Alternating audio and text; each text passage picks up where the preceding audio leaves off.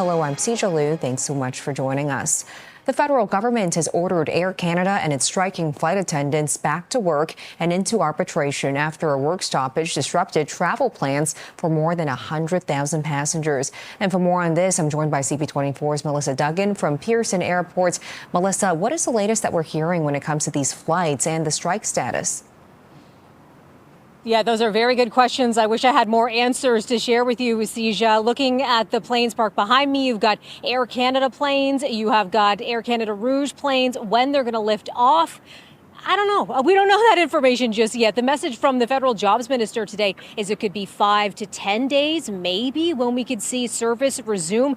This after we heard from her in the afternoon. Patty Hyde saying that she is ordering the Industrial Relations Board to get workers, these 10,000 flight attendants, back on the job and to get the union CUPE that represents them and the airline, Air Canada, into binding arbitration. So what exactly is going to play out, the timeline over the next little while? That is not clear. We do still see these picketing workers out here today. They're expected to return tomorrow. That's some of the messaging we're getting right now as we're waiting to see what is going to come next in this job dispute. We are getting a little bit of a message from Air Canada after we heard from the federal jobs minister this afternoon talking about that federal government intervention. The airline is saying that Air Canada says it is still too early to comment about resuming operations, and travelers are being asked to check their flight status before heading to the airport. As for some of the reasoning behind the move from the federal government that we got out of Ottawa today, the minister pointing to a few different reasons, saying that there are some serious travel disruptions, obviously, that we're seeing right now. Thousands of Canadians, she says, stranded abroad. We're also seeing disruptions when it comes to cargo shipments and also the impact kind of financially. You know, we have been in a bit of a rocky economic time. She says this is only piling on to some of those worries. But we look back to yesterday, there was a noon deadline for CUPE to respond to a request from Air Canada. Their request was for them to enter binding arbitration. And they got the response from CUPE saying no, they were rejecting that request. And it seemed at the time that the federal government may not be interfering in this. Well, then flash forward to this afternoon, and we got the message from Minister Patty Hyde. I want to share more of kind of why she's saying that things sort of changed. Have a listen.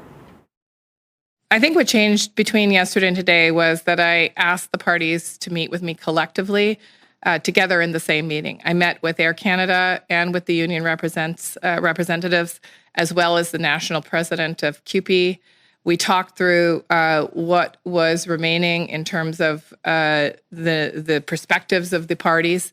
The parties committed to staying at the table throughout the night, which they did. There was an offer tabled by the employer, and the talks broke down.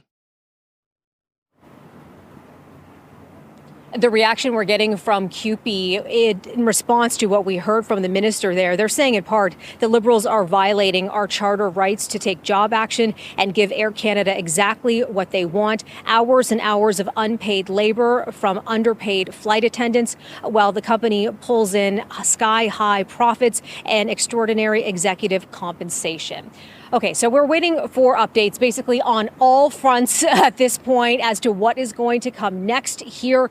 The message again to check the status of your flight before you head to airports like Pearson to find out exactly what's going to happen. You know, I was talking to a lot of travelers just today, Sija, who came to the airport to see what exactly is going on here. Some of them even showing me on their phone that it looked like their Air Canada flights were still on time, only for just a short time later to find out that it was canceled. And then they had to go back to their hotel. They had to go back to their home. Some of them had a long trip ahead of them and trying to figure out exactly where they're going to get to their destination next. So that's the status of things right now at Pearson Airport, but expect things to change as the night goes on, as the weekend goes on. Back to you. Just such a frustrating time for so many people involved. Thanks so much, Melissa, reporting from Pearson Airport. We appreciate it.